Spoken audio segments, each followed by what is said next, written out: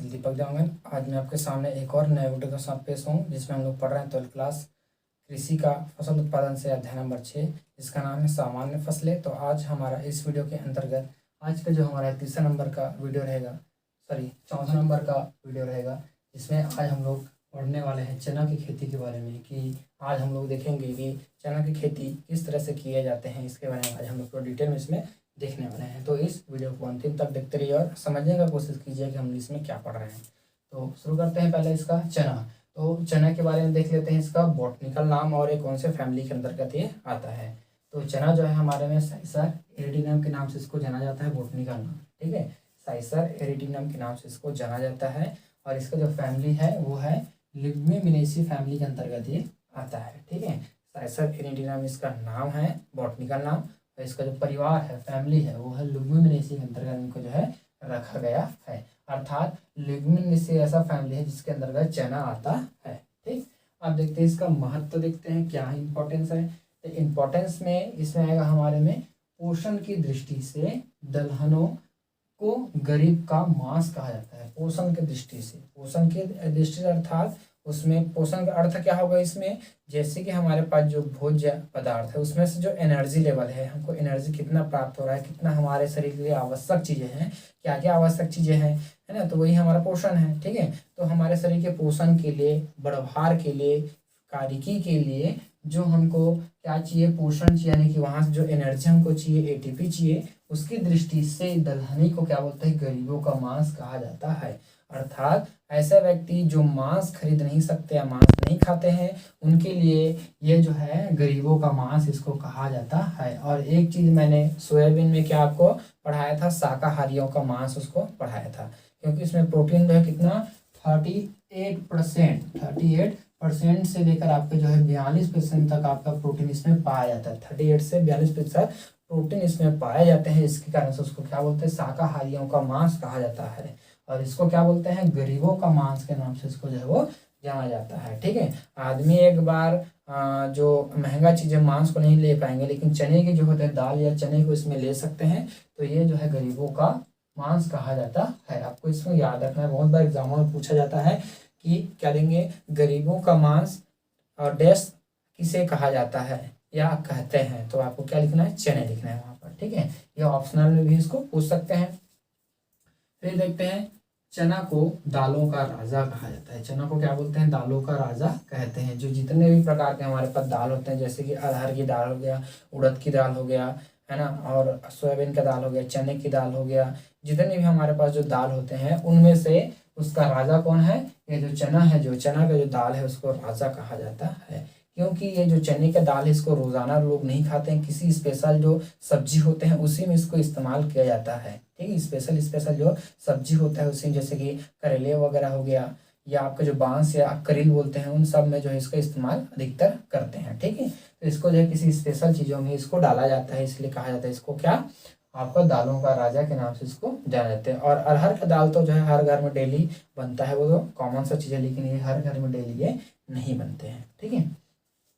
अब देखते हैं इसकी ओरिजिन। तो ओरिजिन कहाँ है इसका, तो ओरिजिन इसको भारत में माना जाता है। कई सारा इसमें मत है कि ये बाहर से इसको उत्पत्ति हुआ है, कैसा हुआ, बहुत सारे इसमें अलग अलग साइंटिस्टों का अलग अलग मत है, लेकिन एक्चुअल में बाद में निकल कर आया कि इसकी जो ओरिजिन है वो भारत में हुआ है, ऐसा भी मानते हैं। फिर देखते हैं इसका क्षेत्रफल एवं वितरण, कि ये कितने क्षेत्रफल में इसकी खेती किया जाता है, एवं हमारे भारत में कहाँ कहाँ पर एवं विश्व में कौन कौन से देशों में या कितने देशों में इसको बोया जाता है या उगाया जाता है। तो देखते हैं यहाँ पर, तो क्षेत्रफल हमारे में 10.45 मिलियन हेक्टेयर में जो है इसकी खेती करते हैं, ठीक है। 10.54 मिलियन हेक्टेयर जो भूमि है वहाँ पर इसकी खेती किया जाता है, और लगभग 31 देश में इसकी खेती किया जाता है, ठीक है।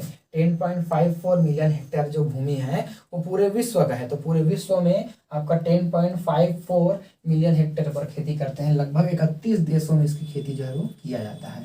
फिर उसका बोलता है भारत में, हमारे भारत में जो है केवल आपका 73 मिलियन हेक्टेयर की खेती इसमें करते हैं। कितना करते हैं, 73 मिलियन हेक्टेयर की इसकी खेती इसमें किया जाता है, जिसमें से हमारे पास जो है 48 मिलियन टन जो है उत्पादन इसका होता है। और ये कहाँ कहाँ पर इसकी खेती करते हैं, प्रमुख रूप से ना, अगर ऐसे छोटे मोटे में देखा जाए तो सभी राज्यों में इसकी खेती होती है, लेकिन प्रमुख रूप से चलिए फिर देखते हैं इसमें इसका खेती कहाँ कहाँ पर किया जाता है। इसकी खेती जो है आपका पंजाब, हरियाणा, उत्तर प्रदेश, मध्य प्रदेश में जो है इसकी खेती किया जाता है। ठीक है, पूरे विश्व में जो है पूरे लगभग लगभग 31 देशों में 10.54 मिलियन हेक्टेयर में इसकी खेती किया जाता है, लेकिन इसमें से अकेला भारत जो है आपका 73 मिलियन हेक्टेयर पर इसकी खेती जो है वो करता है, जिससे हमारा 48 मिलियन टन की प्राप्ति होता है, जो कि आपका 4 मुख्य राज्य है वहां पर इसकी खेती किया जाता है। अब देखते हैं इसके लिए जलवायु। तो जलवायु में आता है आपका 85 से आपका 95 सेंटीमीटर वर्षा वाले स्थानों पर जो है उपयुक्त होता है। जहां पर इसकी बारिश 85 से 90 सेंटीमीटर अगर बारिश वहां पर होता है तो वहां पर इसकी खेती जो है सफलतापूर्वक इसको किया जा सकता है, अर्थात शुष्क एरिया या शुष्क खेती में इसको किया जा सकता है या लिया जा सकता है। फिर देखते हैं इसकी उन्नतशील किस्मों के बारे में, देखते हैं कि कौन कौन से उन्नतशील किस्में हमारे पास आते हैं। तो इसमें आता है हमारे में JG62, T3, राधे, पूसा 209, पूसा 265 और ICC10 और JG74 आदि जो है इसको प्रयोग किया जा सकता है। अलग अलग भूमि के लिए या अलग अलग एरिया के लिए उसके दिनों के हिसाब से इसको अलग अलग डिवाइड किया गया है। अब देखते हैं भूमि, तो इसको कौन से भूमि में इसकी बुआई किया जा सकता है अच्छे से। तो इसके लिए आता है आपका बलुई दोमट से लेकर मटियार दोमट में इसकी भूमियों में खेती किया जा सकता है। बलुई दोमट से लेकर मटियार दोमट में इसकी खेती किया जा सकता है। बलुई का अर्थ होता है रेतनुमा। रेतनुमा अगर रेत और मिट्टी का मिक्सचर वाला जो मिट्टी है वहां पर इसका खेती अगर किया जाए, या रेत और काला मिट्टी या काले कलर के जो मिट्टी है उसका जो मिक्सचर है उसमें किया जाए तो इसमें भी खेती इसका आसानी से किया जा सकता है। ठीक है, अब देखते हैं बुआई का समय देखेंगे। तो बुआई का समय के लिए अगर यूपी में हम बोल रहे हैं तो यूपी में कब बोलते हैं, अक्टूबर के प्रथम सप्ताह से लेकर जो है तीसरे सप्ताह के तक बुआई किया जाता है। ठीक है, यूपी में अक्टूबर के प्रथम सप्ताह से तीसरे सप्ताह तक उसकी बुआई करते हैं। एवं अब इसमें बीज दर आते हैं। तो बीज दर के लिए अगर देसी चने को हम वहां पर उगा रहे हैं तो उसके लिए आपका 70 से 80 केजी पर हेक्टेयर हमको लगेगा। 70 किलोग्राम से 80 किलोग्राम पर हेक्टेयर की खेती पर हेक्टेयर के बीज दर से हमको देना पड़ेगा वहां पर।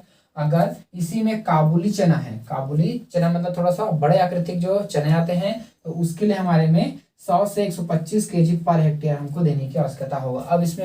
अब इसमें केजी क्यों ज्यादा रखें, क्योंकि काबुली चना का जो साइज है वो बड़ा होता है। साइज बड़ा होने के कारण जो चना का आकृति है वो भी मतलब चने बड़े होने के कारण जो है उसमें उसका वेट भी कैसा होगा, ज्यादा होगा, जिसके कारण से हमको 100 से 125 किलोग्राम प्रति हेक्टेयर के दर से हमको देना पड़ेगा। और जो देसी चना होता है उसके दाने जो है छोटे होते हैं, इसी कारण जो है 70 से 80 किलोग्राम वो हो जाता है। फिर देखते हैं इसकी सिंचाई के लिए। तो सिंचाई के लिए आपका 1 से 2 सिंचाई की जो है आवश्यकता इसको होती है। तो अब इसमें कब कब हम करेंगे, तो पहली जो सिंचाई है वो फूल आने पर, पहली जो सिंचाई वो जब फूल आएंगे, पौधे में जब फूल आएगा तब उसमें किया जाता है। और दूसरी सिंचाई जो है इसमें फली आने पर, दूसरी सिंचाई जब उसमें फली आएंगे, जैसे कि हम लोग जो है चने बुट, ठीक है, तो चने बुट मतलब कि जो फली में जो है हरे रंग का जो कवर होता है उसमें जब वो ढका रहता है तो फली जब आते हैं उस समय इसको दिया जाता है, एवं उसमें जब फूल आते हैं तब उसमें देते हैं। तो 2 बार इसकी सिंचाई की आवश्यकता पड़ती है अगर कोई सिंचित क्षेत्र है तब। अगर कोई सिंचित क्षेत्र नहीं है तो उसके लिए तो पानी का कोई सोर्स ही नहीं है हमारे पास। ठीक है, अब देखते हैं इसके लिए वीड्स कंट्रोल। तो वीड्स कंट्रोल के लिए क्या है, तो आपका 30 से 35 दिन के भीतर इसमें जो है एक बार करने का आवश्यकता होती है। चने में खास बात यह है कि आपको निंदाई कुड़ाई का जो खर्च है वो कम व्यय करना पड़ता है, इसको ज्यादा निंदाई कुड़ाई की आवश्यकताएं नहीं होती है। तो इसको आपको 30 से 35 दिन के भीतर एक बार निंदाई से जो है आराम से साफ हो सकता है। अब आता है इसमें मेन चीज, सीड्स को तोड़ना। सीड्स को तोड़ने का अर्थ ये है, जब आपका पौधा 10 से 12 सेंटीमीटर का जब हो जाएंगे, 10 से 12 सेंटीमीटर के होने के बाद इसको जो है इसके सीड्स वाले जो एपिकल रीजन होता है, ऊपर का जो रीजन होता है उसको तोड़ देते हैं। तोड़ने से क्या होगा, तोड़ने से ऊपर का जब हम उसका रीजन है, जैसे कि मान ले जाए ये हमारा पौधा यहाँ पर थोड़ा सा बना लेते हैं। चलिए ये हमारा मिट्टी है, यहाँ पर कुछ इस तरह से इसमें पौधे उगे हैं। तो चलो थोड़ा सा ऐसा इसमें पत्तेदार ऐसा है, हम कुछ दूसरा पौधा ले रहे हैं, इसी बनी ले रहे हैं ऐसा।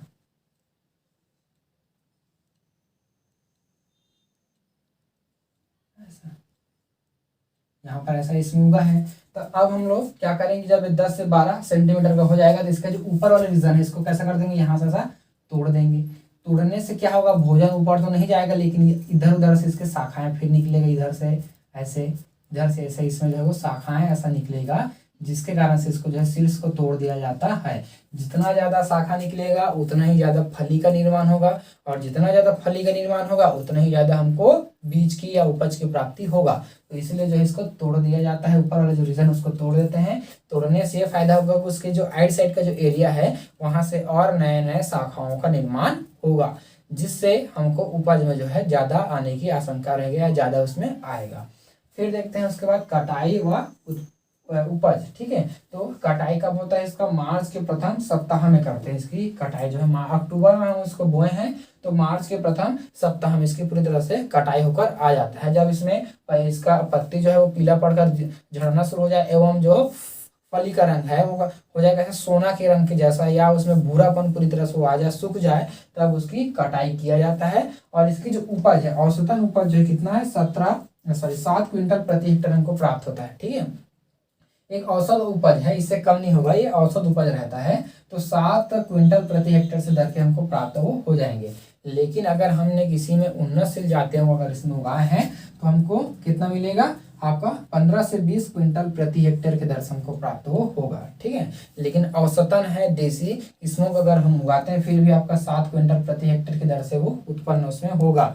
अब इससे ज्यादा हो सकता है, लेकिन इससे कम हो, बहुत कम इसमें देखने को मिलेगा। तो इसलिए उन्नतशील किस्मों को बोना ज्यादा फायदेमंद रहता है, क्योंकि उससे जो उत्पादन है, उपज है, वो हमको ज्यादा देखने को मिलता है। आई होप कि आज का जो हमारा वीडियो है आपको पसंद आया होगा। तो देखते रहिए हमारा यूट्यूब चैनल। धन्यवाद, थैंक यू।